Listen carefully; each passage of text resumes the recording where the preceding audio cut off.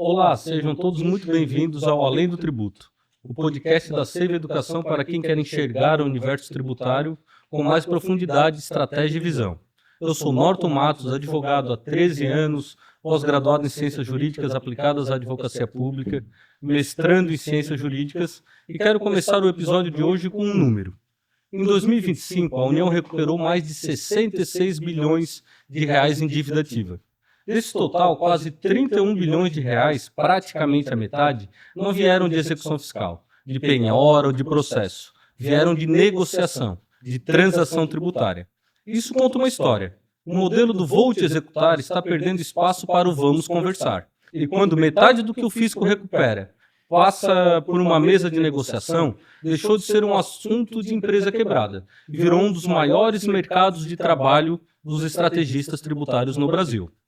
Um mercado que, por uma razão simples, não fecha. Sempre vai existir quem deve para o fisco. E é sobre isso que a gente vai falar hoje. O que é transação tributária federal, quem pode usar, quanto realmente se economiza com ela, onde estão as armadilhas e por que esse tema virou uma oportunidade de trabalho que se renova sozinha. E para isso, recebo hoje esses dois convidados especiais que estão aqui na nossa frente. Comigo hoje, Rubiane, né? Peço que se apresente, por favor, Rubiane. Boa tarde a todos.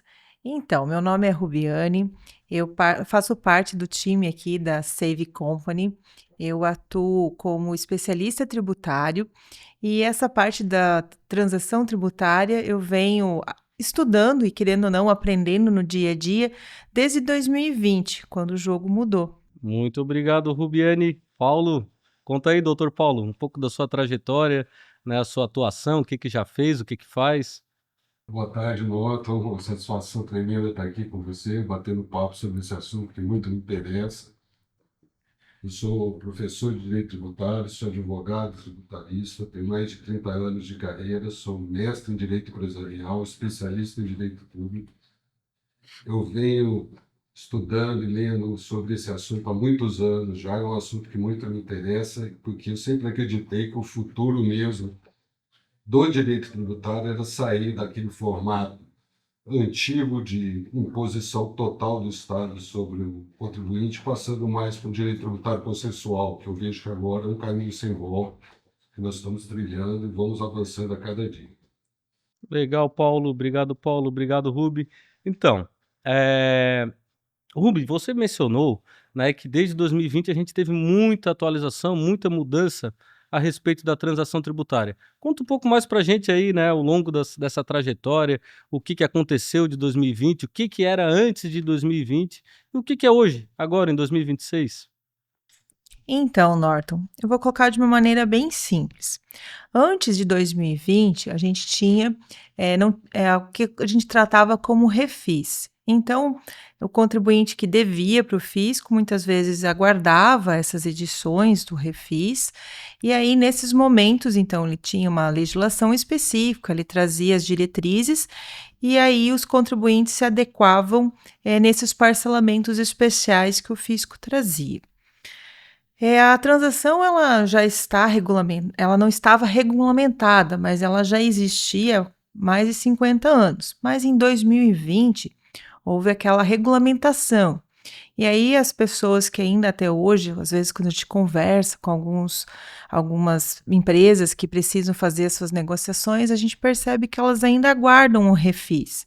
Mas ele ainda, ele ainda está muito presente, porque foram mais de 50 anos de negociação através dele. E a transação, mesmo regulamentada desde 2020, ainda acaba sendo bastante nova para o contribuinte, e desta maneira ele ainda precisa se adaptar e entender um pouquinho melhor como a coisa pode acontecer, como ela é boa muitas vezes para suas negociações com o fisco, e também passa a ser assim um instrumento bem estratégico para ele, não só um processo de negociação como ele estava acostumado. E nesse processo, muitas vezes, a figura do especialista, de pessoas que estão trabalhando nesse segmento, acaba sendo importante, porque essa estratégia ela acaba sendo montada para cada contribuinte que tem os seus valores em débitos. Então, nem sempre aquilo que funciona para uma empresa vai acabar funcionando para outra. Por isso é tão importante você entender o cenário específico de cada um.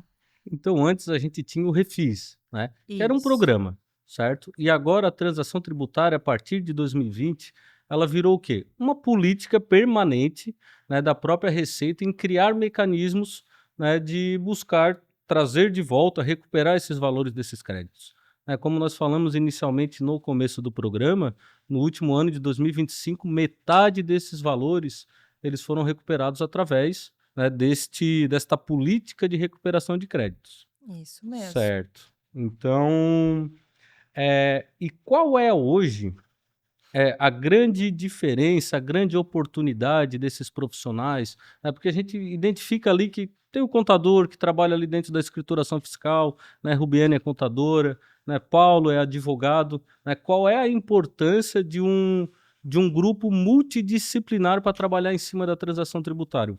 Paulo, para você, né? Qual é essa importância de todos esses, né, esses profissionais atuando em conjunto para resolver a situação, né, desse passivo tributário do empresário? Bom, eu acho que com a evolução da legislação no sentido de tornar o direito tributário mais processual, que é o caminho que está sendo trilhado, né, até colaborando aí com o que já foi dito, né, a primeira modalidade de transação que surgiu no Brasil foi em 2002, né, com a Lei 10.522, né, que era a lei que falava sobre a possibilidade das empresas de recuperação judicial transacionar com o fisco. Né. A transação, o Instituto, né, que já existe desde a elaboração do Código Tributário Nacional em 66, sempre esbarrou em vários, né, em vários argumentos contrários, como, por exemplo, a indisponibilidade do bem público. Né?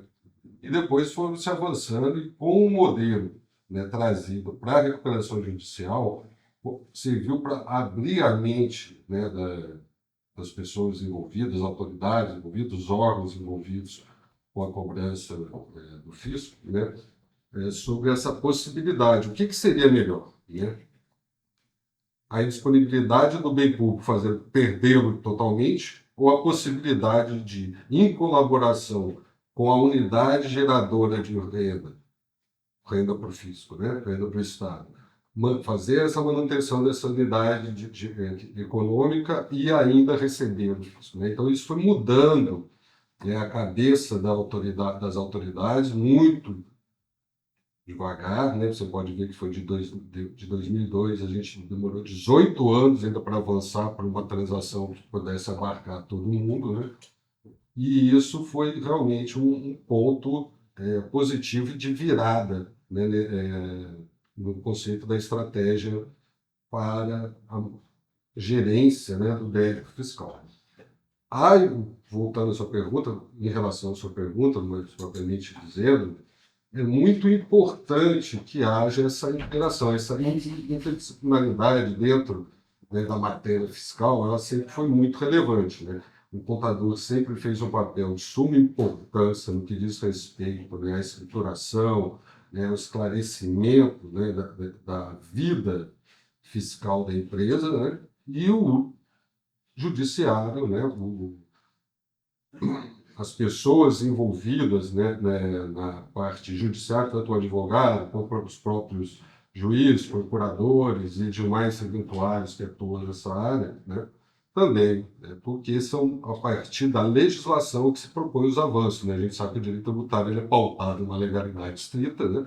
Então tudo que vem de novo tem que ser pautado de uma visão do judiciário, inclusive quando a gente vai lidar, né, com as negociações oriundas desse direito tributário mais processual, nós lidamos com procuradores que têm formação em regra, né, pelo menos tem que ter, né, em direito. Né? Então, sempre essa linguagem vai estar sempre presente, né, na gestão do passivo fiscal. Então, de forma que eu entendo que a gestão do passivo fiscal, isso é bastante demonstrado já na própria legislação, né? Existem artigos que já colocam os seus incisos na ordem de importância, de relevância, né, você percebe lá que é uma matéria eminentemente de direito, né, que é bem assessorada e fundamentalmente assessorada pela parte contábil. Então, o papel de atuação em grupo desses dois ramos do conhecimento humano é de suma importância para uma estratégia fiscal eficiente e aproveitando toda a dinâmica e os potenciais que a lei permite. Paulo, é porque assim, né, como você falou, dentro da administração pública, né, a própria legislação, ela trata a dívida do contribuinte de crédito tributário. Né? Dentro da legislação e a própria, né, Receita Federal, a própria PGFN, eles só podem fazer aquilo que dispõe em lei. Né? Que a gente traz lá a questão do princípio da legalidade. Então, quando veio toda essa construção, né, de transação tributária, de antigamente o refis, são estratégias que o administrador público, seja a Receita, né, a PGFN, né, quem estiver lá dentro, só pode executar aquilo que está disposto em lei. E a análise, né, de toda essa questão do estar disposto em lei vem de toda uma leitura jurídica, né, de forma de interpretar. Contudo, né, a questão e a importância do contador, que ele é legalmente constituído e responsável para fazer toda a questão da escrituração fiscal, né, obrigações acessórias do empresário dentro da administração pública. Agora, se a administração pública está lá e ela tem um crédito tributário, ela não pode abrir mão daquilo. Ela tem a obrigação, o dever, né, inclusive o direito de receber aquele valor. E quando a gente fala de transação tributária, a gente começa a pensar, e inclusive a própria Receita, a PGFN, eles têm a obrigação de cobrar, eles não podem abrir mão daquilo ali. Quando a gente fala de transação tributária, a gente sabe que a gente ouve aí, né, muitos gurus da internet dizendo reduzo até 100% da sua dívida, 80%, 70% da dívida. Quando eles falam isso, eles estão falando de transação tributária, Rubiane? Sim, eles estão, mas eles estão focados só na parte do desconto. É um grande chamariz, né, ou uma grande oportunidade, muitas vezes, para o contribuinte que está com débitos junto ao fisco, gostar dessa, vamos dizer assim, dessa palavra de desconto, diminuição de dívida. Ela é um atrativo grande, só que nem sempre é o suficiente. E às vezes é olhado só esse campo, né? Dentro de uma atuação tão grande, aonde principalmente tudo que a legislação traz, que com a figura, né, da parte jurídica pode auxiliar dentro do processo. Sim, é importante a questão do desconto, porque a dívida no tempo ela tem a sua correção. Ela na época de um valor X para a atualidade, ela acaba crescendo e isso é bastante visível a dificuldade, muitas vezes, do contribuinte de negociar. Só que não é só desconto. Então, eu acredito que quando a gente tem o cruzamento de informações, quando a gente tem tanto o lado jurídico quanto o lado contábil alinhados, e isso focado dentro da realidade do contribuinte devedor, que precisa organizar vamos dizer assim, esses seus débitos, seja para conseguir participar de licitações, seja para, né, tipo, muitas vezes conseguir situações que para ele são necessárias para a continuidade do seu negócio, e ele precisa muitas vezes de uma CND, ou ele precisa manter em dia essa questão, ela precisa estar alinhada com uma estratégia. Não só o desconto, ela precisa estar alinhada entre toda a parte contábil, fluxo de caixa, aproveitar todas as opções que a ação do lado jurídico traz, e a combinação de tudo isso vai trazer com que seja possível, a longo prazo, manter essa negociação viva, porque a gente vê muito, né, os contribuintes felizes com o desconto, muitas vezes obtido, mas ele não consegue, dentro do período de abrangência dessa negociação, sustentá-lo. Então, tudo precisa estar interligado para que, estrategicamente, isso faça sentido para a empresa. Porque quando a gente trata, né, e fala de transação tributária, a gente está falando que o ele vai ter um valor para ele pagar por mês, né? O contribuinte, o empresário, aquele que deve para o fisco. Isso Ele aí. vai ter que ficar pagando um valor por mês.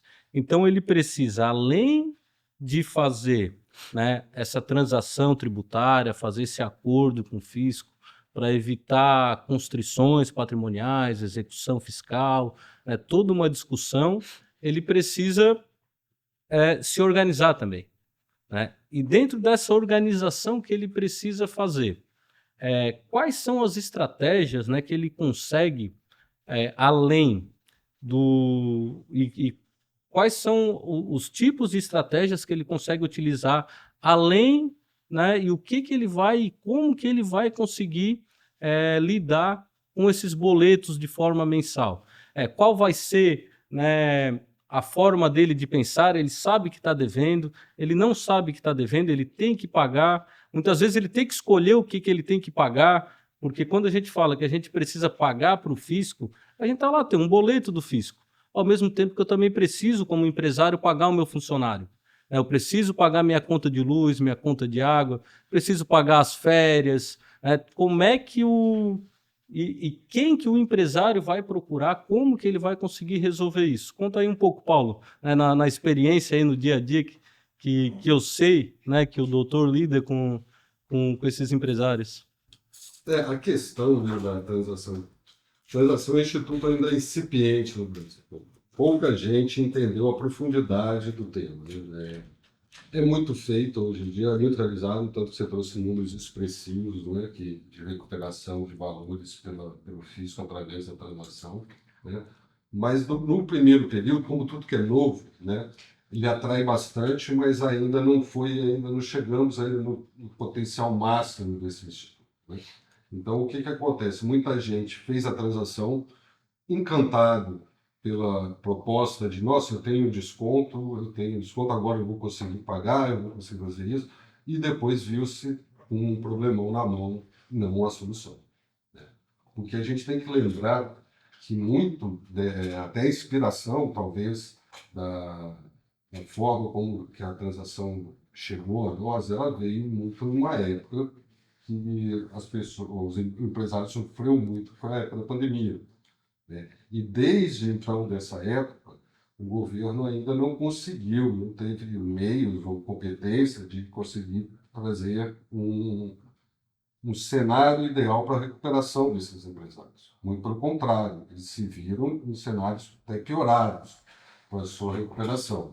Então, de forma que qualquer tipo de alívio lhes já parecia bastante satisfatório. E não é assim, na verdade, né?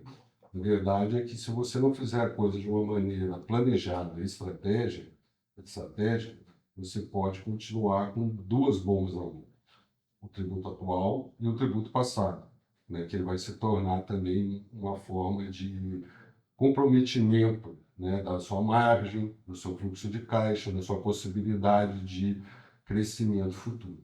Então, isso é uma coisa que deve ser bastante pensada, bastante levada em consideração. E isso passa pelo quê?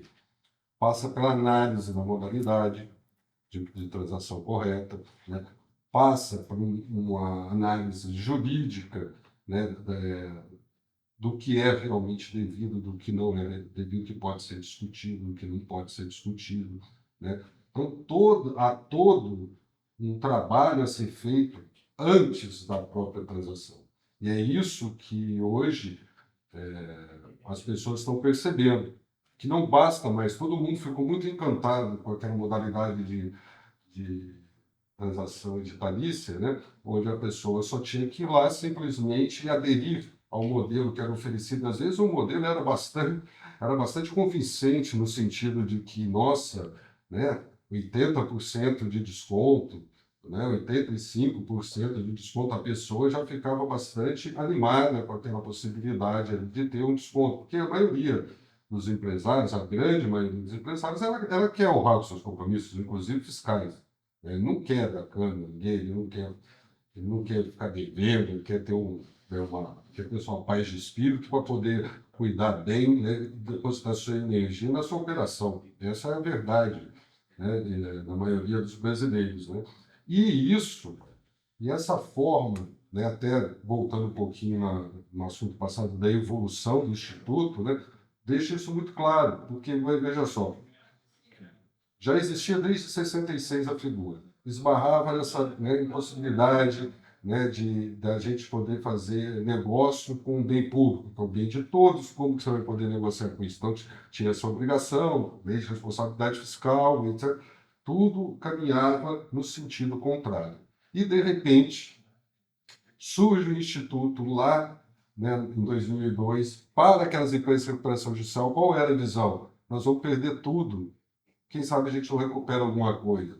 Porque se está em recuperação judicial, muito provavelmente a empresa vai naufragar, ela não vai conseguir se recuperar. Vamos ver o que a gente consegue recuperar. E eles perceberam que esse modelo dava certo, que era um modelo que era atrativo, dava certo. Por quê? Porque existem fatores que exorbitam apenas a questão da boa gestão da empresa, né? Existem fatores econômicos, de macroeconomia, de microeconomia, que também atrapalham, né? Às vezes atrapalham muito o empresário. Chegamos no auge disso com a pandemia, que foi um momento mais terrível para o empresário, né? E isso trouxe para o Estado que um litigioso, né, de fiscal enorme, né, que a gente não teria estrutura nem judiciária para conseguir dar conta disso aí tudo, né, e de forma também que seria quase um assassinato da economia brasileira se a gente não preservar o que Geraldo Talima chamava, né, a galinha dos ovos de ouro, que a gente sabe que mensura-se o tributo, principalmente o imposto, né, pela capacidade contributiva do contribuinte. Não adianta, né, querer cobrar grande tributo de quem não pode pagar muito tributo, né? E isso, na minha opinião, né, foi se modelando, né, e trazendo essa consensualidade. Primeiro, não valia a pena gastar muito dinheiro em execuções que não trariam de volta proveito algum, ou pouco proveito. Segundo lugar, o empresário, diante de um problema na justiça, ele seria desmotivado a continuar. Ele quer trabalhar, ele quer ganhar dinheiro, ele quer gerar riqueza, mas quando vê, se via com a justiça contra ele, né? Em terceiro lugar, ele precisava também de alguém que socorresse ele o apoio nos momentos de dificuldade. O Estado não podia ser só um Estado que cobra, ele tinha que ser um Estado colaborador. E isso formou, se você pegar tanto a legislação, a Lei 13.988 de 2020, quanto as suas portarias regulamentares, a 6757 da PGFE e a 555 da Receita Federal, todas trazem, né, em si a ideia de que 3 pilares: boa-fé, colaboração, né, e manutenção da unidade econômica.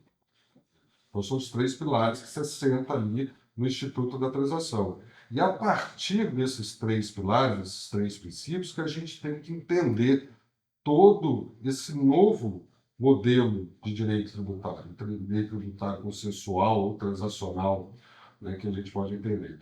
E trabalhar as modalidades nesse formato. Então, às vezes,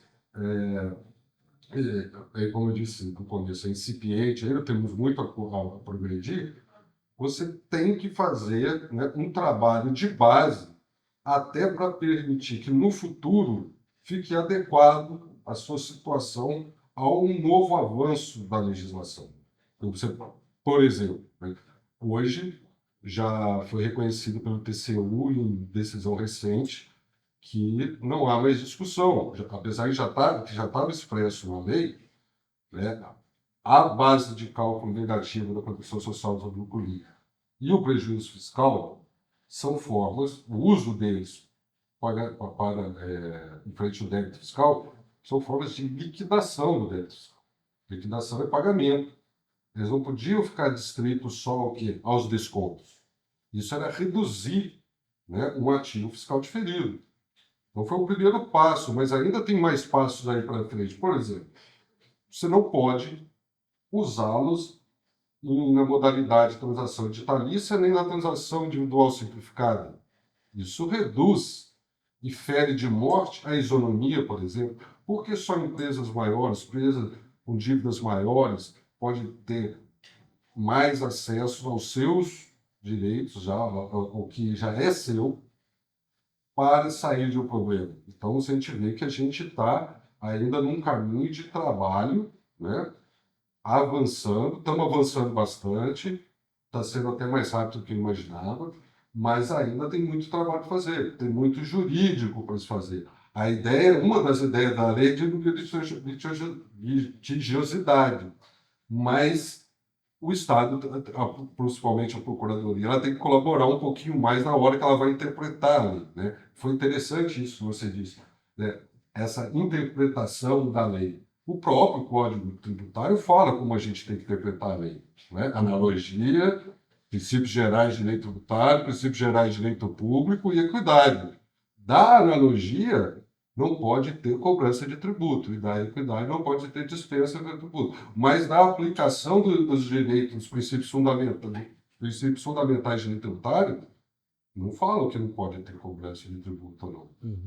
Não é verdade? E se você pegar todo esse arcabouço, Lei 13.988, portarias, né, infralegal, mas portarias da Receita e da PGFN, somadas com a nova legislação da Lei Complementar 225, você percebe que a principiologia da coisa hoje é outra. Né? Cada vez mais nós estamos chegando perto de um direito tributário não vertical, mas horizontal, onde as duas partes vão estar em pé de igualdade. Fenômeno muito parecido com o que aconteceu com o direito administrativo, né? Que também é um irmão do direito tributário, né? Que o direito tributário transaciona assim, dentro desses dois níveis de direito. Então, eu acho que é importante ter esse trabalho, as pessoas ficarem atentas, né? Inclusive no que diz respeito ao trabalho contábil, de já preparar o caminho para que no futuro a gente vai poder avançar mais ainda em relação a isso. Então, é de suma importância hoje em dia pensar com estratégia. Eu vejo que, né, como dito ali, né, por questões de igualdade, né, a gente tem aqui alguns dados, né, que aquela, né, uma empresa chamada Estrela, aquela dos brinquedos, né, reduziu cerca de 748 milhões de reais em transações. A Gol e a Azul juntas, né, quase 6 bilhões, né, em reduções. O Corinthians e o Internacional, somados, né, cerca de 900 milhões. Esse tipo de estratégia, de trabalho, é só para empresas assim grandes ou para todos os empresários do Brasil? Ubiane. Eu entendo que é para todos os empresários, porque o ponto central é você ter valores em débitos. E também tem a questão de como essa empresa ela está caracterizada perante o fisco. Vamos colocar isso de uma maneira mais simples. Eu sou uma empresa do Simples Nacional, eu não tenho, de repente, toda essa estrutura organizacional de uma grande empresa como a Estrela, eu não tenho toda essa assessoria, muitas vezes, estratégica que uma grande empresa possa ter. Mas, em contrapartida, muitas vezes, o valor dos meus débitos, o valor que eu estou devendo para o fisco, ele também não alcança essas casas, esses patamares tão elevados. Mas, para a realidade dessa empresa, ele causa uma dificuldade. Indiferente de quem é vamos dizer, a empresa, de quem muitas vezes até dentro da própria pessoa física já está esses débitos e acaba sendo um inconveniente. E muitas dessas pessoas, bem como o Dr. Paulo colocou, elas não querem ficar devendo. Elas têm o intuito de deixar o seu nome limpo, deixar a sua condição regular. Então, ela não é diferente para uma pessoa ou para uma empresa pequena para uma empresa grande. O que muitas vezes uma empresa maior tem é a assessoria jurídica e contábil que garante para ela uma maior estratégia de negociação. Mas nada significa que uma empresa pequena, que tenha uma condição de querer negociar esses valores, também não possa ter essa assistência para fazer o seu negócio prosperar de uma maneira mais tranquila. Então, muitas vezes a análise, podemos dizer assim, ela pode ser mais simples, porque a gente está falando de valores menores, mas a gente pode estar mais próximo dessas empresas de forma a estar auxiliando dentro das possibilidades dele, porque indiferente se a empresa é grande ou pequena, esses débitos vão ter que estar encaixados no dia a dia dela. Então, muitas vezes esses valores, eles vão estar presentes no dia dela por um longo período. E a gente precisa deixar isso aderente à realidade. Então, não adianta, mesmo que o débito seja menor de uma empresa pequena, ficar descolado com a sua realidade de pagamento, porque ela tem as obrigações correntes, ela tem a conta de energia, ela tem os colaboradores, ela tem todo o seu processo natural do dia a dia para estar com as portas abertas funcionando, e ainda precisa incluir nessa situação esses débitos que serão negociados. Então, isso também precisa de estratégia, precisa de cuidado, precisa de análise. Então, entendo que funciona para qualquer tamanho de empresa que queira usar uma estratégia diferenciada e consolidada para que isso realmente faça efeito no seu dia a dia. Então, não é o tamanho, nem o valor, né? Mas em si, aquilo que realmente faça sentido para essas empresas, para esses empresários. Até para complementar, se me permite, Nora, depois dessa sua pergunta, que foi muito bem explicada pelo Ruth, a questão dá para deixar bastante claro com essa sua pergunta esses avanços que estão vindo pela legislação.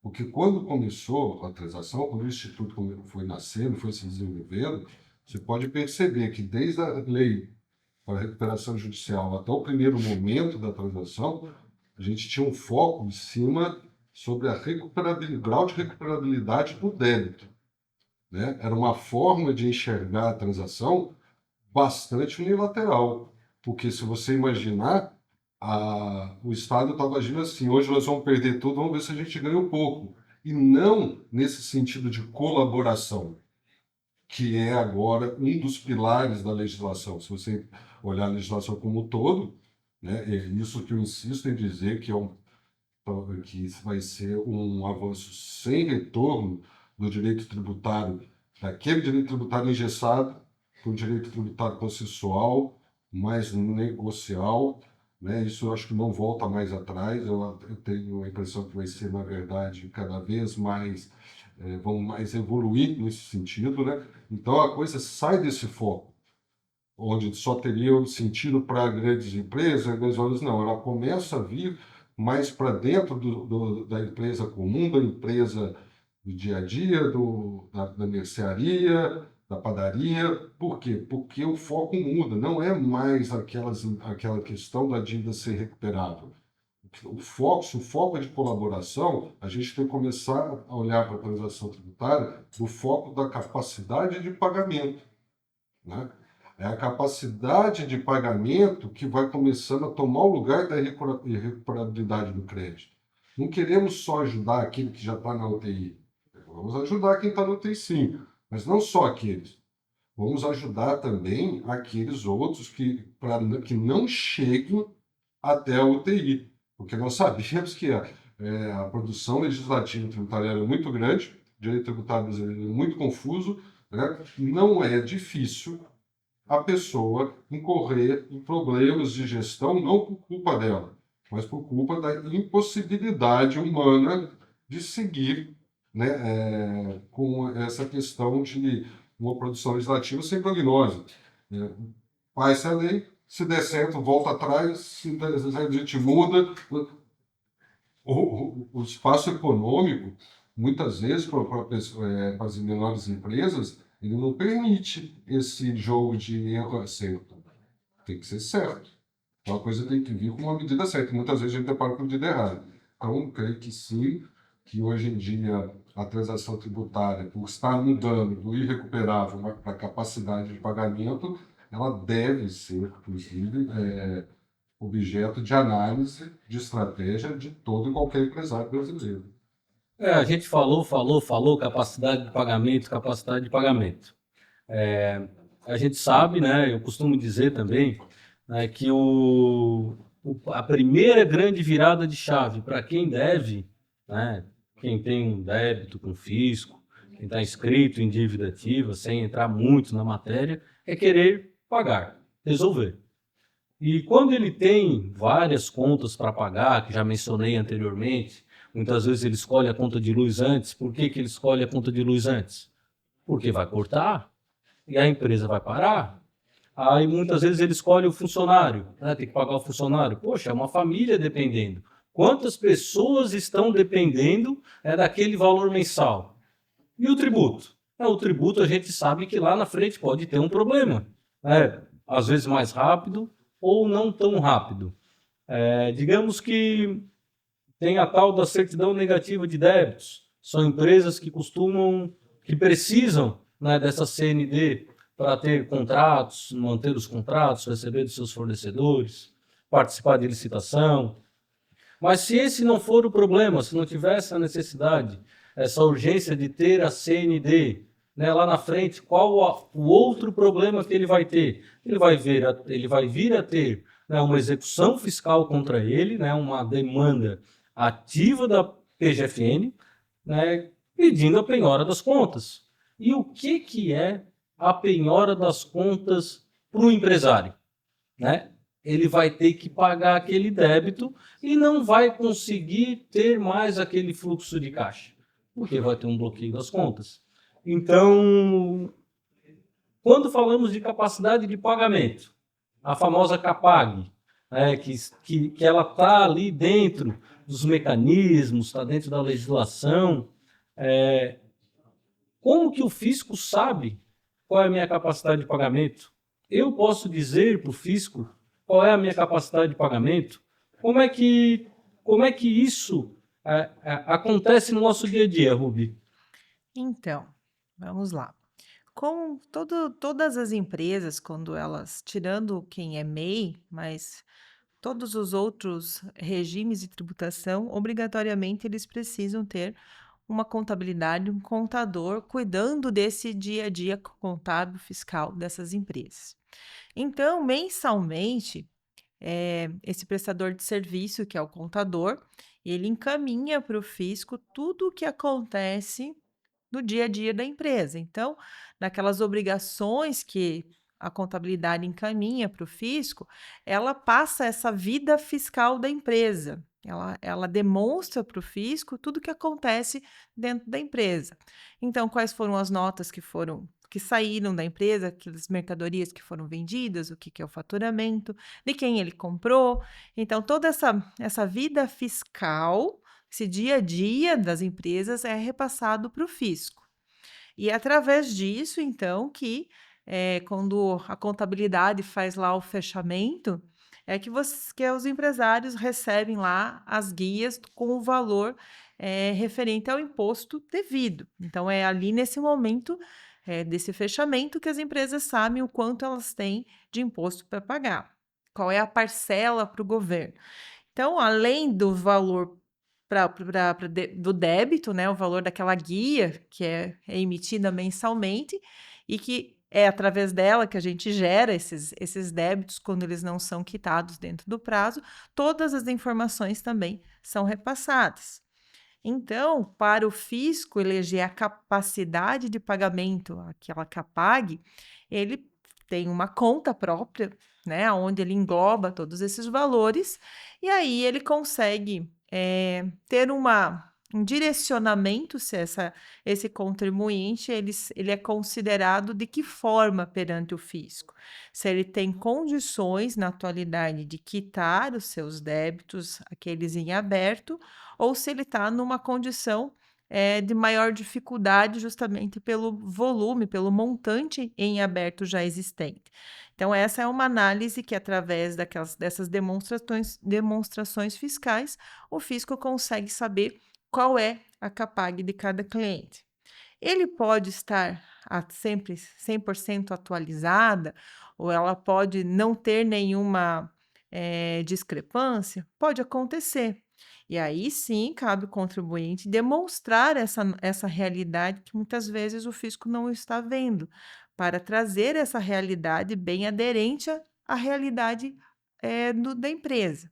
É claro que para fazer isso, a gente vai ter que também estar subsidiado com documentos. Então, Eu não basta muitas vezes lá aquela empresa, aquele contribuinte devedor dizer assim que minha situação está difícil.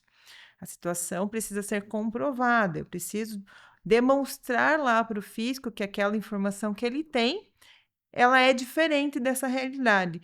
E isso necessita de documentação. Então, de uma maneira bem prática, é nesse formato que a Capag é pedido revisão ou ele entende qual é a capacidade de cada contribuinte. E a Capag, né, ela tem ali A, B, C e D, certo? Então a Receita, né, a PGFN, né, o ente federal, ele enquadra o contribuinte ali entre Capag A, B, C e D. Isso. Certo?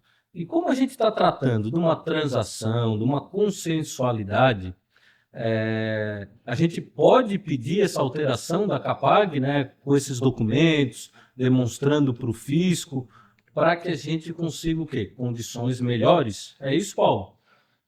Não, é previsto, né? A legislação ela já prevê a possibilidade de pedido de revisão da Capag pelo contribuinte quando ele não concorda com o que está ali disposto. Até aqui, né, eu creio que, talvez, como já disse, por ser um instituto incipiente, as pessoas estão se não aprender, entendeu? Né? Houve bastante,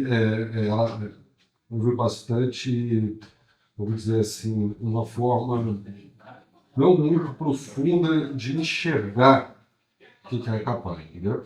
Porque se a gente prestar bastante atenção, o fisco ele usa fórmulas para determinar a Capag de cada empresa, né?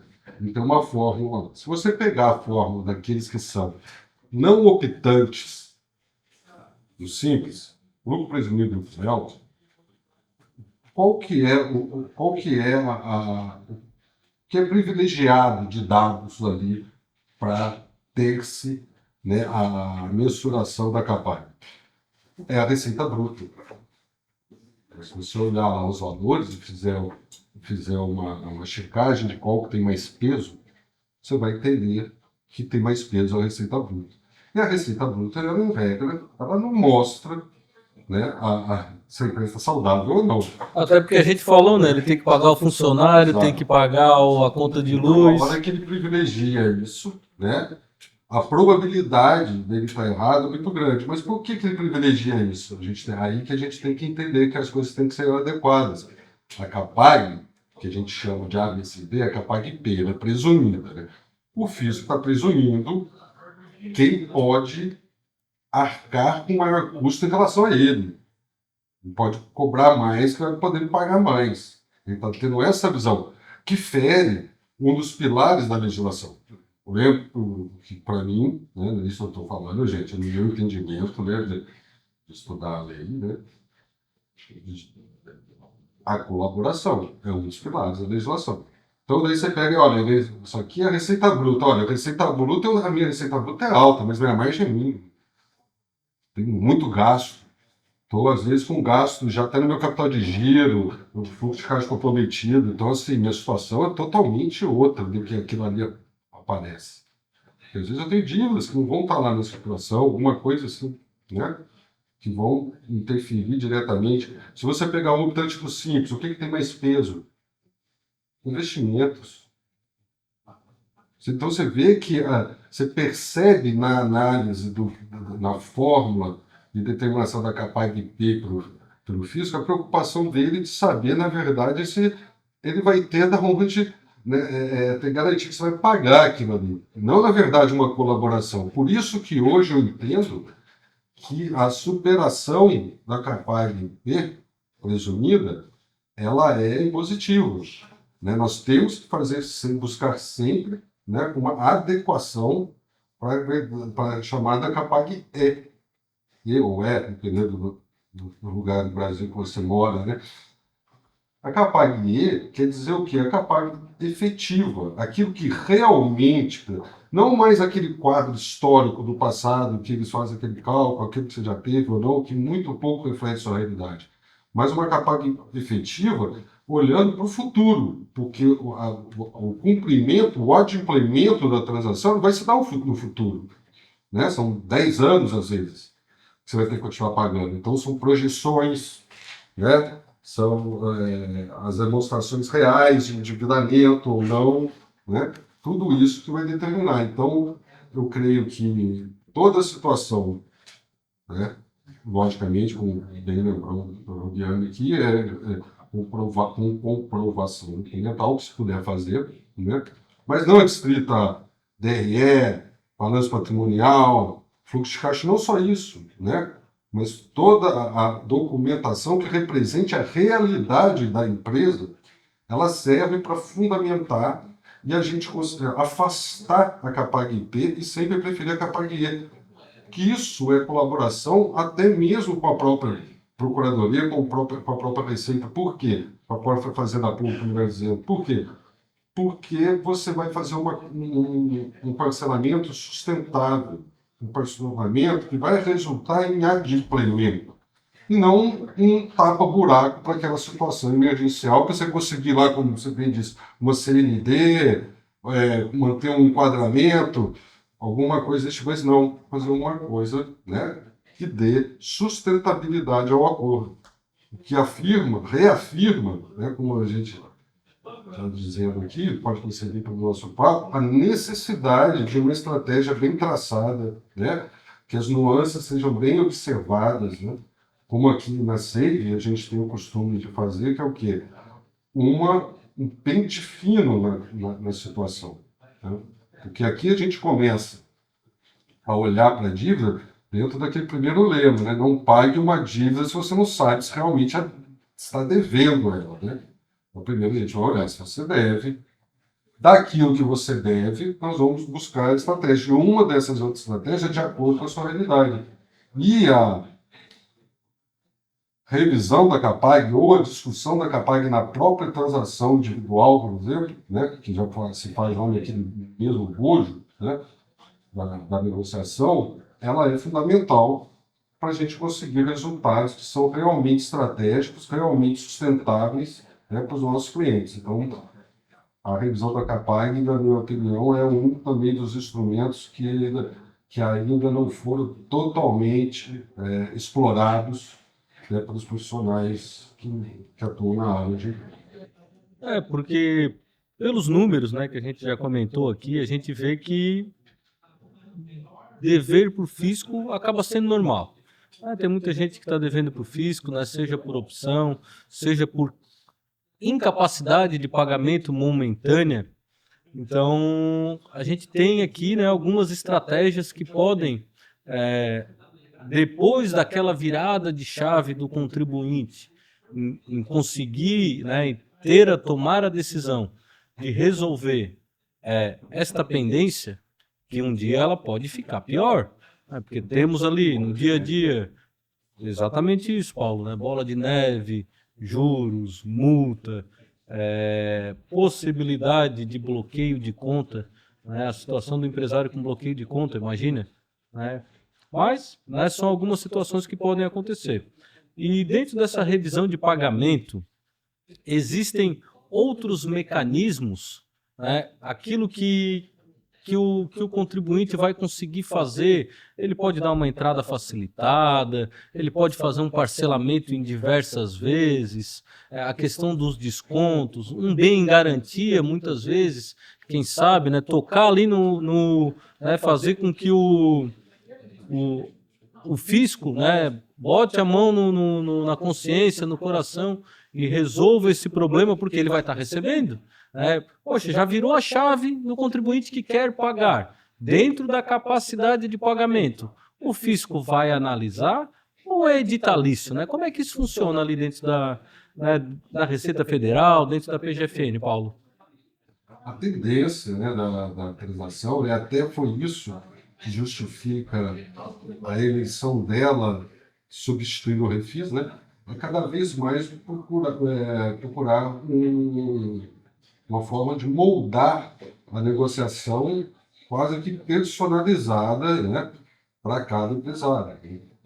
Se você pegar, por exemplo, a legislação, a Lei 13.098, regulamento da transação federal, ela não traz nem óbice nas suas modalidades a valores. Não faz. Isso aí quem trouxe, só pode transação individual simplificada de 1 milhão, 5 milhões, 10 milhões, foi a regulamentação infralegal, né? Foi a PGFN, foi a Receita Federal, isso não está nem na lei, né? Porque o espírito do legislador era realmente substituir o refis, que era um padrão, que era quase que a gente poderia assimilar ele ao edital, né? Ele servia para todos igual, para uma coisa que se amoldasse, né, a situação personificada lá de cada um dos empresários, né? Talvez por falta de infraestrutura para aplicabilidade, a PGFN prevendo uma grande demanda, eu falo assim, as pequenas a gente vai ter que tratar por edital, seria quase que mesmo o refis, mas para os outros casos ela já traz a possibilidade de quê? A possibilidade de cada vez mais moldar a coisa de uma maneira mais personificada para cada uma das empresas, buscando a adequação total àquela situação da empresa de forma, dito eu, no espírito do princípio da colaboração, né, de forma colaborativa, né? Então tem muita coisa ali que ainda a gente tem que avançar, né, que a gente tem que buscar. Eu sei que uma das intenções da legislação, de toda legislação, é diminuir os litígios, mas para diminuir os litígios nós temos que chegar, né, o mais próximo possível das minhas leis, né, daquilo que a legislação quer, né? A melhor interpretação da legislação, a melhor ideia do espírito da lei. Então, para isso a gente ainda vai ter que buscar, ou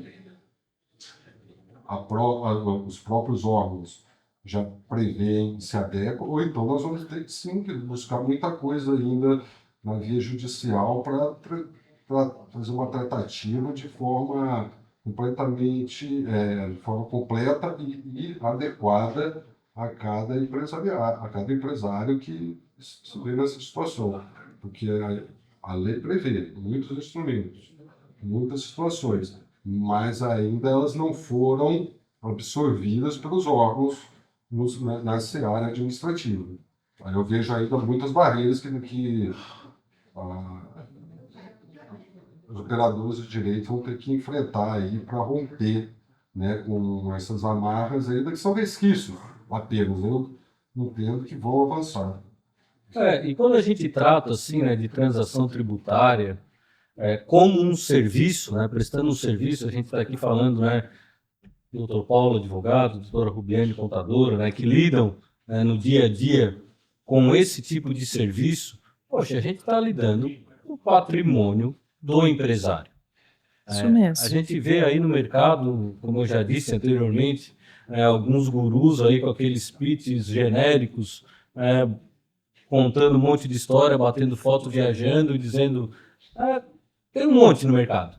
Mas quais são os principais erros e os piores erros que uma má transação tributária, que um mau acordo vem a trazer para o empresário, Rubiane? Pois é, a gente lida isso no dia a dia aqui internamente também com clientes que nos procuram aqui na Save Company. É bem difícil, porque, primeiro, essa promessa de desconto, ela faz muito sentido, porque um valor relevante da dívida realmente reduzida é empolgante, né?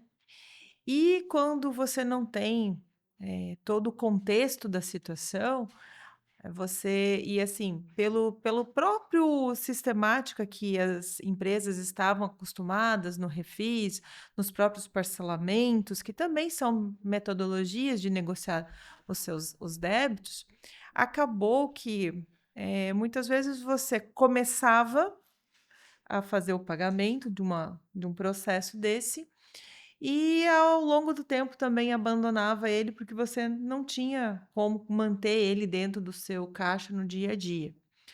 Só que daí o que se fazia? Você não tinha mais nada de problema com isso. Você aguardava um novo refis ou você reparcelava com novos valores, incluindo, e estava tudo bem. E um grande problema para as empresas que justamente querem, muitas vezes, fazer uma negociação agora, mais ajustada com a sua realidade através da transação, seja porque estão com as dívidas agora, tendo já estão naquele regime de urgência que precisam fazer a negociação porque a situação ficou grave, estão com bloqueios, com algum tipo de necessidade urgente. E aí você vai tentar começar a estratégia para alocar isso da melhor maneira e você descobre que essas empresas já tinham trabalhos anteriores, já fizeram negociações, elas ficaram perdidas, e aí você está dentro, que a gente pode dizer, dentro daquela penalidade que a legislação trouxe. Porque ela busca, quando faz uma negociação, a transação, ela veio com uma situação de análise diferenciada do contribuinte, justamente trazendo a questão da capacidade de pagamento, adequando a realidade para a cobrança, dando mais ou menos descontos, questão de parcelamento conforme o tipo do débito. E aí, uma vez que você não tem essa adimplência, que você não está regular, você fica 2 anos sem poder fazer uma nova negociação, com esses moldes. Então você começou errado, muitas vezes por falta de informação ou por achar que tinha uma solução, muito atrativa e interessante naquele momento, ela não se sustentou, e aí não foi feito as devidas tratativas e agora você tem 2 anos de penalidades, vamos dizer assim, para um novo negócio. Isso é mais um empecilho na vida desse contribuinte que queria, neste momento, fazer uma regularização mais adequada. E eu acredito que, como o doutor Paulo colocou, como a gente vem discutindo aqui também bastante, é um processo que ele não pode ser feito unicamente, sem uma estratégia bem alinhada. É um trabalho onde envolve todo o processo da contabilidade como base de informação, é um trabalho que envolve toda a parte jurídica através do contador para analisar esses débitos, ver se a legislação não traz alguma situação que venha a beneficiar essa empresa com débito. E também ela é realmente um trabalho para o consultor tributário, para ver se não encontra algumas formas de auxiliar dentro desse processo de quitação, em montar uma estratégia realmente alinhada com a realidade desse contribuinte, utilizando a melhor estratégia possível, porque a transação é apenas uma das possibilidades. O que melhor vai se enquadrar vai depender da realidade desse contribuinte. Então, eu acho que é um trabalho realmente a 4 mãos, aonde quando todo mundo vamos dizer, se auxilia com o que tem de melhor, consegue levar um trabalho realmente de qualidade e sustentável para dentro da empresa.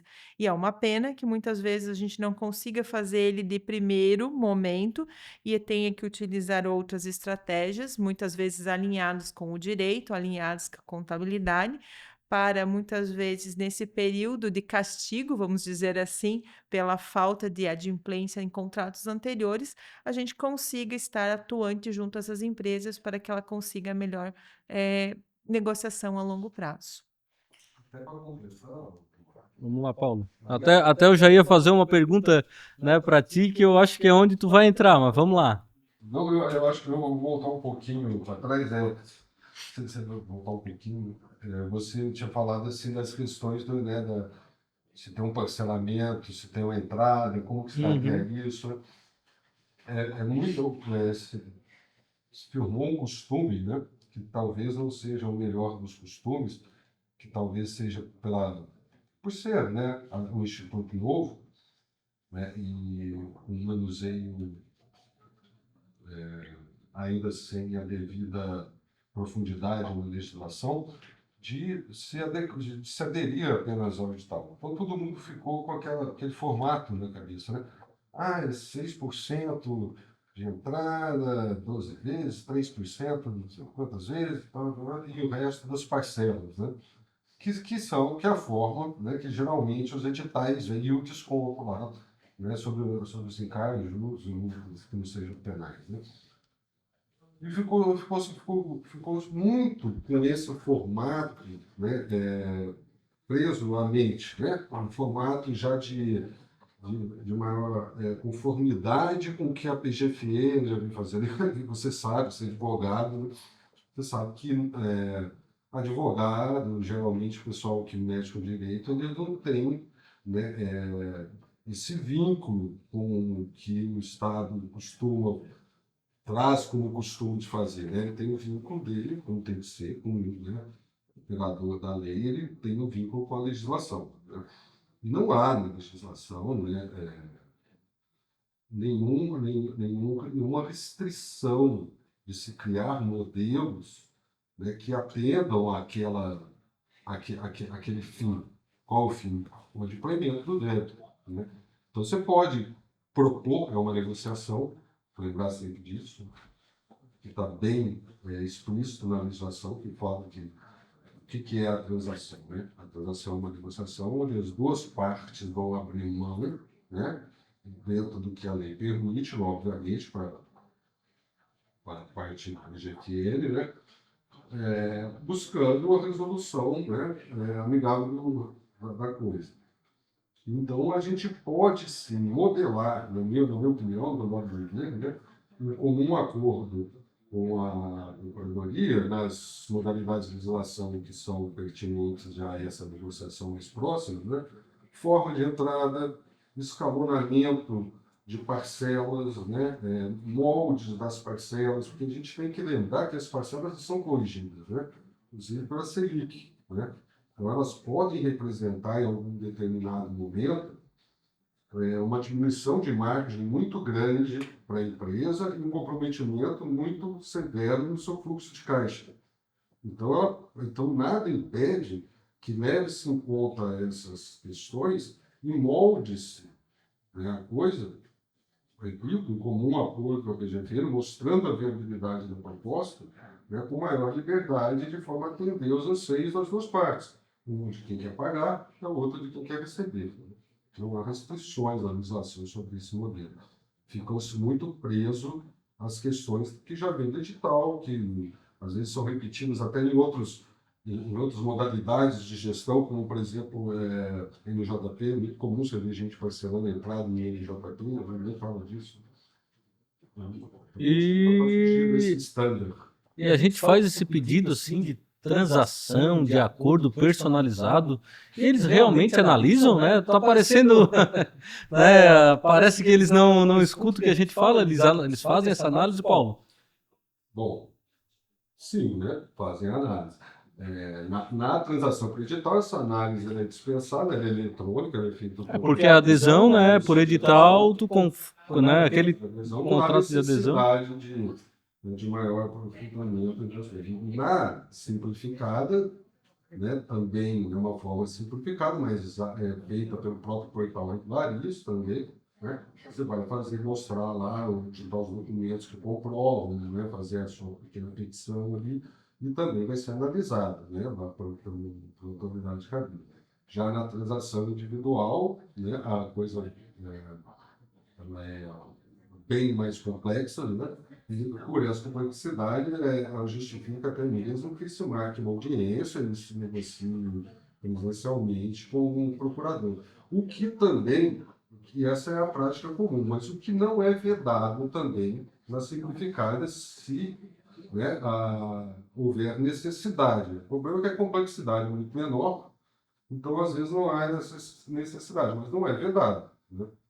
Apesar de ficar reservada, e eu creio que essas reservas, que elas não vêm de lei, elas vêm de normativo infralegal, elas vêm atender mais uma falta de infraestrutura de demanda pelo próprio órgão da PGFN, o que me leva a crer, né? Porque não haveria uma justificativa que não outra, né? Eles não quiseram, de alguma forma, tentar tirar o problema da justiça e trazer para eles a quantidade de discussão, né? Então, eles tentaram mudar uma coisa, até para não perder também né, o que é o Instituto, né?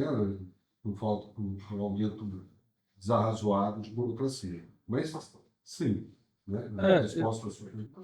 Eu vou até trazer aqui, né, contextualizar, né, a gente tem o portal do Regularize, né, que é o ambiente, né, o sistema que a própria PGFN utiliza, né, para fazer a gestão dessas dívidas. Então, ali no Regularize, eles trazem ali lista de devedores, né, com todas as ressalvas da LGPD, até porque quando é dito lista de devedores é porque são créditos, né, da Fazenda. Então, a Fazenda ela tem o dever de dar, não só o dever, como obrigação, né, de fazer essa publicidade de quem deve para ela, porque é um crédito que, porventura, ela deveria já ter recebido. Até que se prove o contrário, é claro, né? Como, às vezes tem créditos ali que não são devidos, dentro de uma análise para verificar se é devido ou não. É quase como uma prestação de contas para o contribuinte Isso. que está... Ela tem que, né, o portal da transparência, aquilo Isso aí. que a gente fala ali do cartão presidencial, toda aquela questão ali de saber o que né, o que é gasto, o que... A transparência funciona melhor quando é do lado de cá. Isso, Mas, né, trazendo essas ressalvas aí poéticas, né, mas a gente vê aqui, né, um número muito grande Sim. de pessoas, né, de leads em potencial, de pessoas que querem resolver a situação. Talvez nem todos querem resolver a situação, mas alguns querem resolver a situação. Tem alguma constrição ali, tem muito dos famosos, né, que eles dizem ali o tal dos créditos podres, né, que a Fazenda costuma utilizar muito esse termo, que são aqueles que eles consideram que são irrecuperáveis.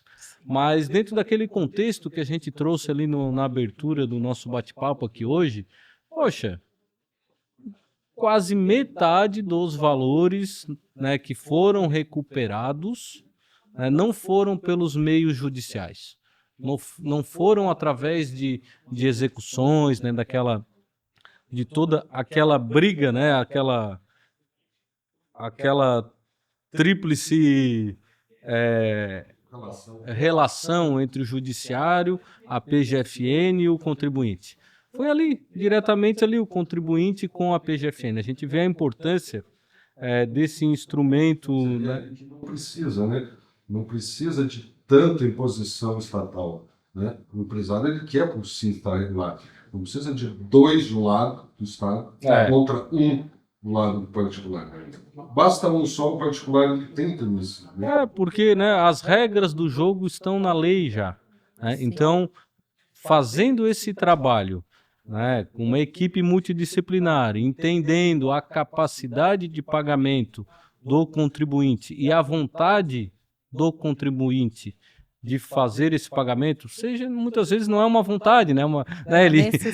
Ele precisa ter essa vontade, mas se convencer que precisa fazer isso, seja por conta própria ou seja por alguma imposição, né? Uma restrição que porventura ele venha a ter. Agora, chegou o cliente, o contribuinte, o lead, né? Seja lá como a gente venha chamar ele, mas o empresário ele está ali, ele está com uma dificuldade de fazer, né, de firmar um contrato, receber um pagamento, porque ele tem uma positiva, uma certidão positiva. Ele não tem a CND, porque ele, né, está devendo, então, de certa forma, a gente chama de certidão positiva de débitos. Qual é a primeira solução, né, estratégia que a gente consegue oferecer para o cliente, Rubi? Primeiro a gente vai ter que, eu imagino, assim, dentro do dia a dia, eu sempre olho como um todo a realidade dele. Qual é a necessidade desse contribuinte, desse cliente nosso, né, vamos dizer assim, dessa pessoa que está com problemas junto ao fisco, qual é a urgência, a necessidade mais premente dele? Ele tem uma necessidade de uma CND, dessa certidão positiva, de uma maneira rápida, ou ele ainda a gente tem, vamos dizer assim, a situação não é tão emergencial, tão premente, que a gente consegue realmente trabalhar isso com mais tempo. aonde estão principalmente esses valores em débito desse cliente? Eles estão realmente na PGFN ou eles estão na Receita? Aonde que está a situação dele? Então, vamos dizer, esse mapeamento da situação dele é onde a gente começa a fazer as análises. Porque a gente pode ter, de repente, várias soluções. Até o doutor Paulo trouxe, o fisco está analisando os pedidos? Está. Existem outros formatos para fazer essa negociação, muitas vezes mais urgente? Existem. A gente pode fazer sentido, de repente, para esse contribuinte aderir a um edital? Pode fazer sentido. Mas essa realidade dele é que a gente vem primeiro como primeira avaliação. Essa avaliação tem que ser inicial. Primeiro, os débitos são devidos, então, assim, são várias etapas. Ele não é um trabalho que consegue ser olhado só de uma perspectiva, ela tem que ser bem ampla. E, principalmente, o outro lado é a possibilidade de ele quitar esse parcelamento uma vez realizado. Uma situação, assim, talvez colocando como um caso prático, se eu fazer a adesão por um edital, por exemplo, ele vai ter um pagamento mensal.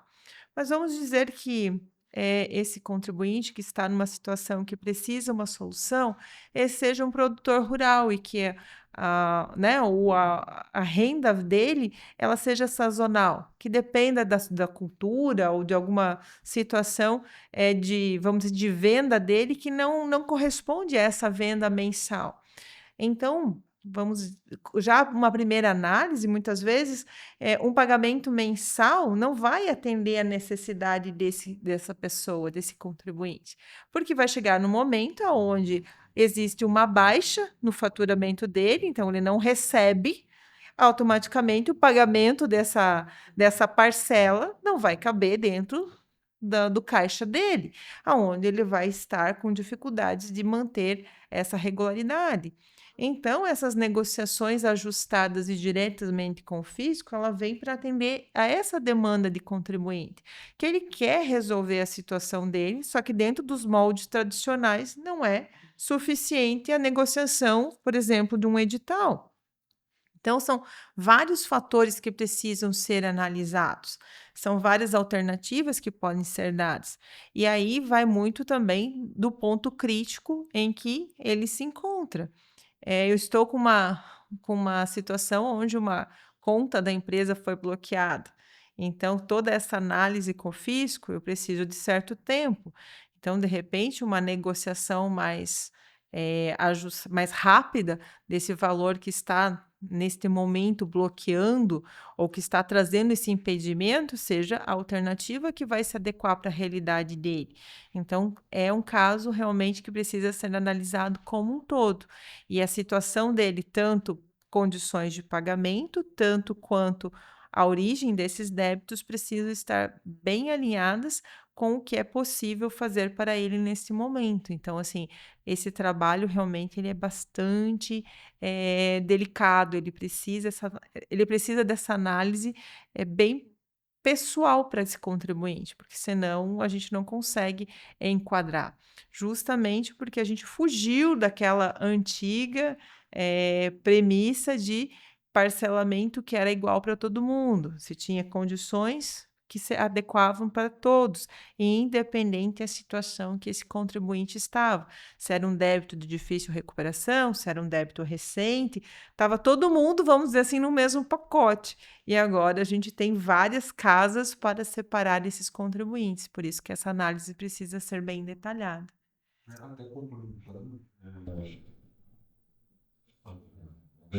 o debate existem, né? Hoje, assim, várias situações que podem ser analisadas, então, como vem defendendo aqui no podcast, a profundidade da legislação, que ainda nós não chegamos, né? Dentro da sua... Posso? De volta. Colaborar com o debate, né? Como alguém dizer aqui todo podcast, a gente ainda não chegou na profundidade total da legislação, né? Existem várias situações em que a gente tem que fazer uma modelagem personalizada, né? Como você disse, essa pergunta sobre o caminho mais rápido para uma CMD, né? O caminho mais rápido para se conseguir ali fugir, né, da positiva, pelo menos, né? Realmente, né, como bem disse, né, Eu digo que o caminho mais rápido é pagar, né? Mas ok, o cliente já veio, né, querendo trazer ele querendo algo personalizado, algo que ele não saia de casa já sabendo. Ele quer o quê? quer pagar, mas ele quer um modo diferente. Ele quer um modo diferente, ele quer uma novidade, ele quer algo fora da caixa, né, que ele não pensou ainda, não é isso? E são várias as soluções, tudo vai depender daquilo que o cliente também pode oferecer, né? Tudo é um caminho que pode ser traçado. Então, por exemplo, hoje você vai ter que, suas opções são limitadas, você vai ter que se contentar com um parcelamento ordinário, que está pedindo, alguma coisa no sentido. Né? Tá, ok, mas nada impede de que amanhã, né, a gente consiga construir novas estratégias para ele em cima daquele mesmo dele. Isso que é interessante, por isso que um dos riscos de se tomar uma atitude precipitada, de já se aceitar, né, ser seduzido talvez por um desconto ofertado grande, o edital está dando 100%, nossa, vou lá.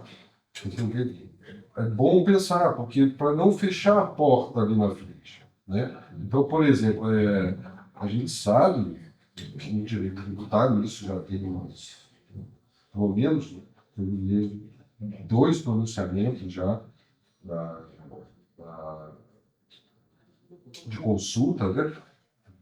No sentido de que as regras de imputação de pagamento de transação não são as mesmas regras de imputação do Código Civil. As regras de imputação do Código seguem normas tributárias, elas não vão primeiro cargo, juros, para depois atingir o principal. As regras são outras no direito tributário, então, que não fecham a possibilidade de uma desistência para buscar uma outra modelagem melhor que venha aparecer no futuro. Tudo isso vai depender do quê? Do tempo, vai depender de situações que só a análise profunda, caso a caso, pode chegar lá na melhor forma.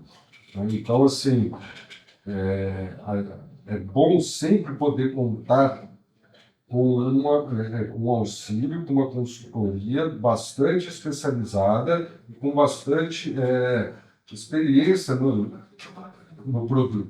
Né? Apesar de ser um produto novo, por exemplo, aqui a CEMIG ela já conta com estudos bastante avançados já em relação, né, à forma de tratar a atualização. Já estamos anos-luz à frente da atualização de edital, que é o que faz, né, que faz a contabilidade, o próprio empresário pode mesmo fazer.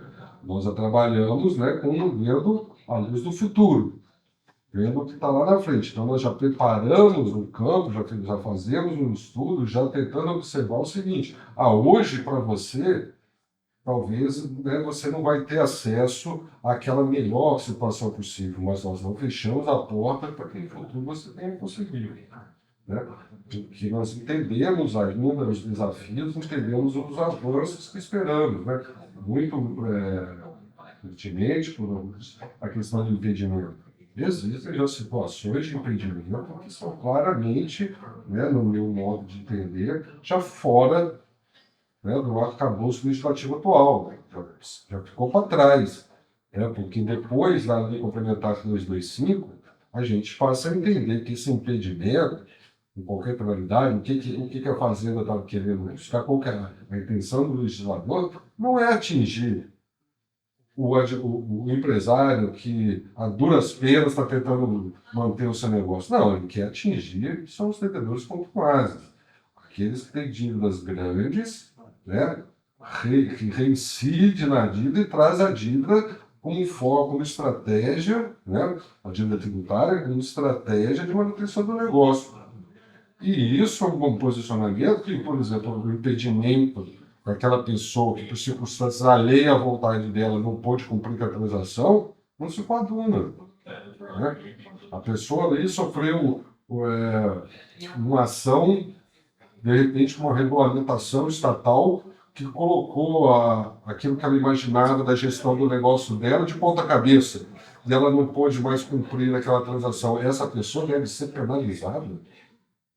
Não me parece, né, que seja a intenção da legislação, nem muito, inclusive porque há projeto de lei já no Senado, né, já nesse sentido de não haver mais penalidade de impedimento de 2 anos para aquelas pessoas que, com justificativa, né, incorreram em rescisão da transação. Então, várias situações, a partir de um primeiro momento, pela urgência, elas podem ser tomadas, mas depois elas podem ser consertadas no futuro, sim. Então, tentando não devagar muito, mas respondendo a sua pergunta, né? A melhor forma de se obter uma certidão negativa talvez não seja a melhor forma que você queira, que você imaginava nesse momento, mas mas nós vamos oferecer a melhor forma que te garante, né, soluções alternativas no futuro. Né, não te prejudique. Mais uma coisa te prejudicando para ter uma CND de 3 meses só. Porque quando a gente fala, né, de transação tributária, então a gente está falando de questões muito personalizadas, né? Porque eu vejo até, né, voltando novamente, né, reiterando aquilo que mencionei, a gente tem a questão do empresário poder pagar e do empresário querer pagar, né? Se ele quer pagar e pode pagar, né, ele não está te procurando, né, como prestador de serviço. Ele vai lá e paga. Se for para ele fazer uma adesão, né, editalícia, né, aquilo que um monte de gente coloca na internet, de descontos de vários porcentos, ele entra com o certificado dele, com o GOV dele, vai lá e concorda, né, finge que lê tudo, né, clica na caixinha ali na internet e confirma e imprime o boleto. Isso ele faz. Mas quando ele procura algo mais personalizado, realmente ele precisa de uma análise técnica multidisciplinar para entender a dor dele. Seja pelo fato de ele querer procurar realmente melhores condições de pagamento ou mais descontos, ou outras estratégias, né, que ele também pode não. Nesse momento, eu vou dar uma segurada nesse boleto aqui e vou investir, né, esse capital dentro da minha empresa e lá na frente eu crio uma outra estratégia. Então, o empresário, ele precisa sempre de advogados e contadores que tenham essa expertise para dar toda a segurança jurídica. Até porque ele está lidando com o fisco, né, com o leão. Né? E o leão, né, a gente já sabe que é feroz quando resolve ser feroz. Então, isso a gente precisa dividir, né? Separar toda a situação onde o empresário tentar entender cada vez mais qual é a dor, né? Por que o empresário está buscando uma assessoria especializada para conseguir? Se ele está ali buscando alguma coisa porque ele está precisando de alguma coisa, e o empresário não pensou ainda. Como eu já disse, se ele pudesse resolver a situação clicando lá na caixinha e concordando, ele já teria feito. Mas não. Ele veio aqui e disse: Paulo, será que tu não tem uma ideia melhor? Rubiane, será que tu não tem uma ideia melhor? O empresário, ele quer conversar, ele quer criar uma solução. E a gente vê que esse instituto aí da transação tributária, toda essa questão, essa evolução da legislação, né, o Paulo ainda trouxe aqui a questão do Código de Defesa do Contribuinte, que eu costumo dizer que, na verdade, a ementa era para dizer institui a figura do devedor quanto mais, mas ok, não é isso que está escrito ali, mas esse é o objetivo daquela legislação. Mas tem vários princípios, né, que foram replicados da Constituição Federal, onde presume-se, né, que toda a questão, né, da boa-fé e do contribuinte ali. A gente nunca pode perder de vista, né? Quando a gente vai interpretar uma lei, por mais que ela tenha sido infeliz na sua redação, né? A gente tem que interpretá-la dentro do espírito onde ela se enquadra, né? O direito tributário ele é o direito de retenção ao poder do Estado, né? Ele não é o direito que dá ao Estado poder de tributar, é o direito que freia o Estado no seu poder de tributar, né? Então, ali na lei 225, a gente encontra ali garantias, né? Por exemplo, a garantia da fluência dos direitos do contribuinte novamente expressa, né? A gente encontra ali figuras como a busca da onerosidade, da menor onerosidade do contribuinte, né? A facilitação, o princípio da facilitação do cumprimento das obrigações, né? Existem várias reafirmações dentro daquela legislação e elas servem, que elas têm que servir de norte, porque trata-se de uma lei complementar. A gente sabe que no direito tributário existe hierarquia entre lei complementar e lei originária, né? Diferente dos outros ramos, que cada um vai cuidar da sua matéria, em direito tributário, as normas gerais, elas vêm com lei complementar, então elas traçam, né, as balizas das leis infra-complementares, no caso dos ordinários, né, que vão balizar também as questões infralegais, que nem as portarias, instruções normativas. Então, e aí são situações que só essa análise que você bem lembra sempre, interdisciplinar, bastante jurídica, da situação, é que pode chegar, né, na vontade da lei. Então, se você pegar uma instrução normativa, uma portaria, né, que ela está limitando a fluência de um mecanismo, de um instrumento de gestão de passivo, que nem, por exemplo, transação individual, por valores, se essa limitação ela veio atingir direitos e garantias do contribuinte, ela não pode valer. Ela pode valer de forma de estrutura, né, de modelagem para infraestrutura suporte, mas ela não pode nunca deixar de permanecer valendo quando ela fere, por exemplo, a questão de que todo contribuinte tem direito a ser tratado dentro da isonomia, né? Então, por exemplo, minha dívida é de R$1 milhão,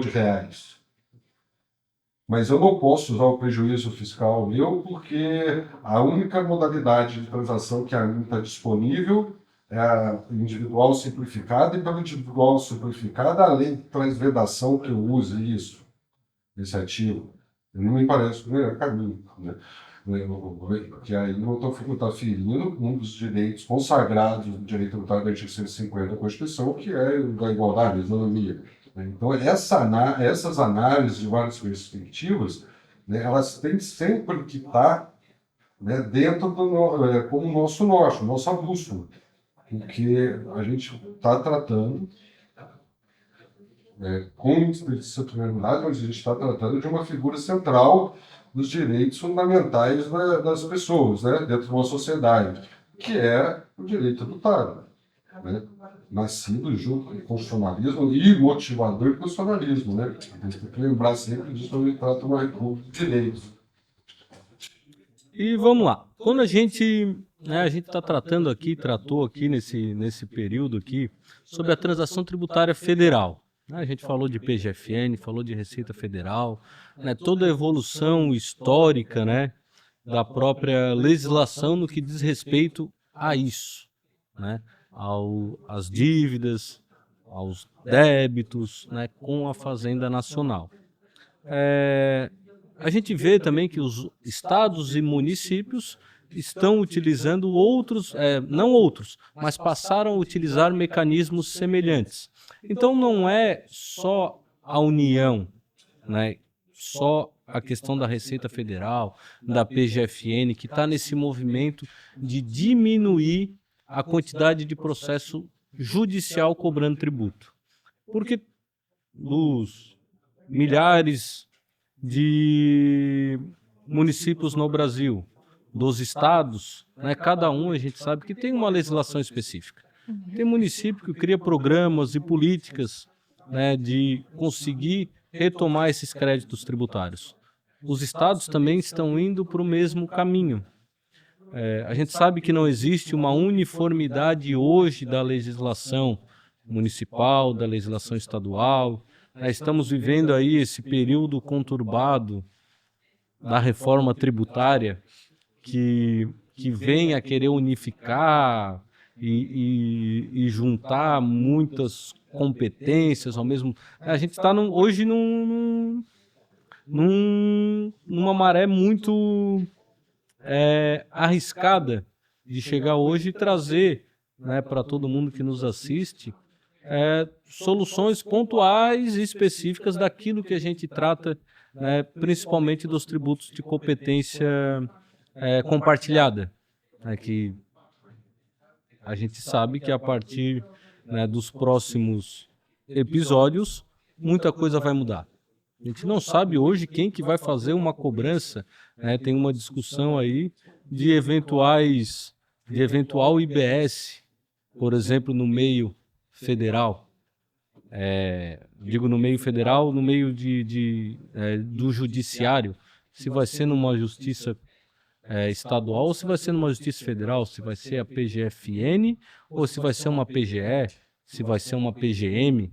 Então, mas a gente está vendo, tem acompanhado, que os municípios e os estados, para evitar, né, toda essa discussão no âmbito judicial, também está adotando, né, essa mesma linha de pensamento, né, mesma linha, né, de atividade, de trabalho, porque já ficou claro e demonstrado nesses anos que esse Instituto de Transação Tributária que ele é mais rentável pro ente federativo, né, pro poder público. Porque eu estou deslocando, né, todo um trabalho judicial com prazos e petições e atualizar valores, né, e pedir para o juízo, né, impulsionar o feito, né, lidar com todos esses sistemas e tribunais. E olha, né, pesquisem aí depois quantos processos de execução fiscal, por exemplo, né, a Procuradoria Geral do Estado de São Paulo tem. O número é exorbitante. A quantidade de procuradores estaduais que cada município tem, que cada estado tem, quantidade de procuradores municipais para impulsionar esses feitos de execução fiscal.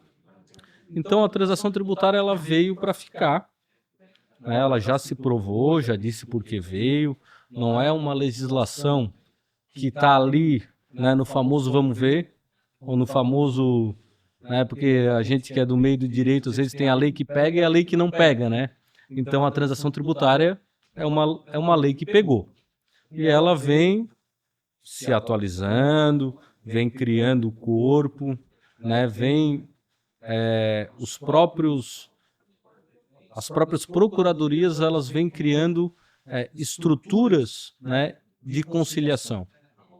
O próprio CNJ já vive uma luta constante para diminuir a quantidade de execução fiscal no Poder Judiciário, porque eu não estou com o número aqui agora, mas, se não me engano, eu vi uma informação, um dado, de que cerca de 60% ou mais dos processos do judiciário brasileiro são execuções fiscais. Então, como que vai reduzir a execução fiscal? Não devendo para o fisco, certo? Segundo passo, criando métodos. Claro que não dever para o fisco depende, né, da outra parte, que é o devedor, que é o contribuinte. Então, qual seria o próximo passo? Criar mecanismos facilitadores para que o fisco receba esses valores.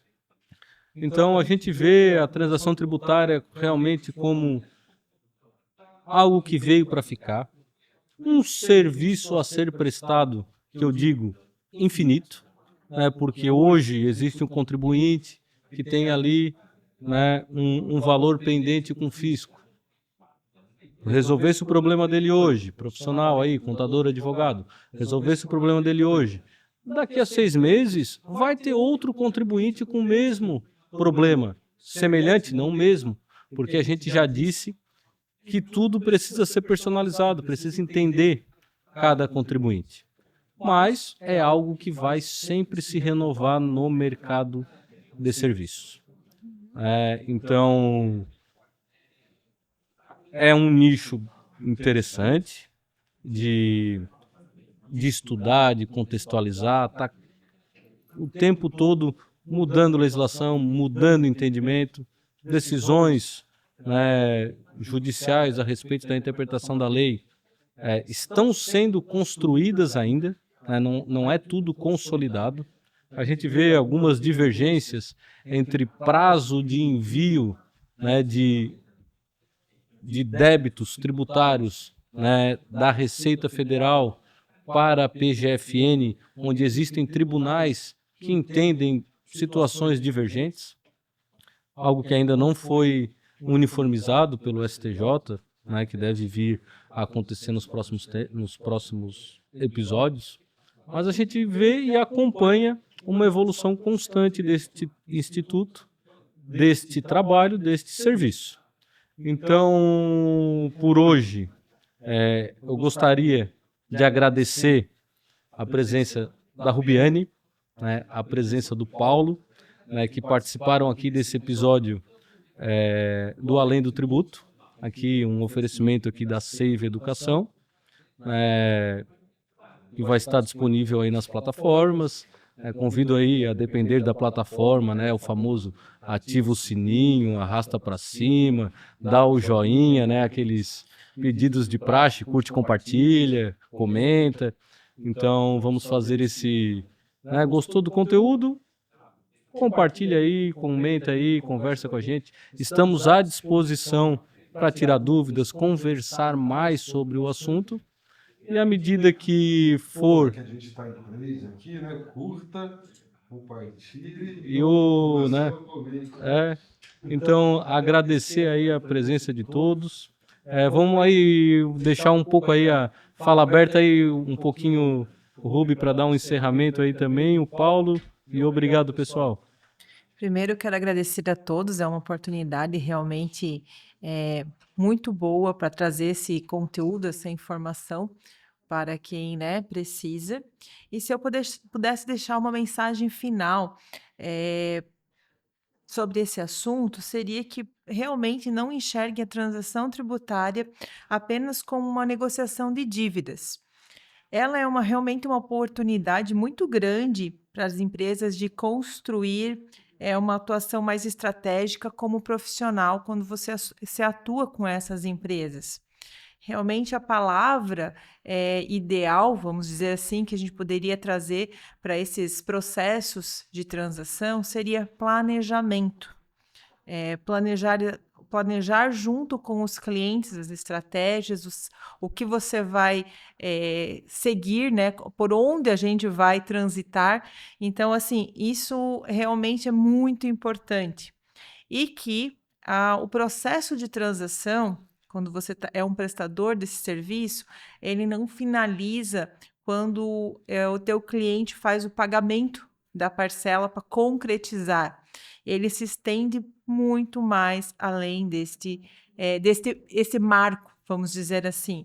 Ele é realmente um processo estratégico e de acompanhamento, porque como a legislação muda, as situações mudam, o cliente muda, então, assim, é um planejamento vitalício enquanto esse teu cliente tiver essas negociações em andamento com o fisco.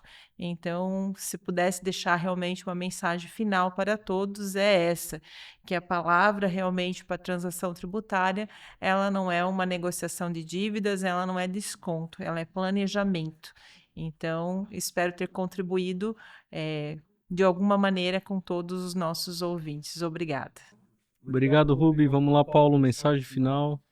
Bom, primeiro eu queria agradecer a todos a presença, principalmente a Nota, pela oportunidade, pela Rubi, pelos esclarecimentos, e terminar corroborando o que a Rubi disse, e dizer que, sim, transação tributária é uma estratégia, a transação tributária não é um simples parcelamento ou desconto, ela merece, né, necessita de acompanhamento durante todo o seu percurso de adquirimento, porque nuances podem aparecer mais vantajosas, etc.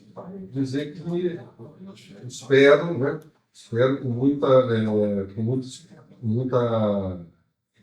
uma forma muito positiva, né, que esse caminho que está sendo traçado de um direito tributário, né, que seja menos contencioso, né, e mais negocial, né, mais colaborativo, onde as partes sejam, né, principalmente o contribuinte, seja mais ouvido e seus direitos que até já estão garantidos mais colocados em prática, continue. E que esses avanços da legislação brasileira nesse setor eles já se comprovaram, né, positivos e que merecem ser melhor lapidados, trabalhados, mesmo que nem tudo que a gente já tem de muito bom ainda não tenha sido ainda usado. Nós cheguemos, né, a um ponto onde a vontade da lei seja bastante colocada em prática e melhor dessa forma a sociedade.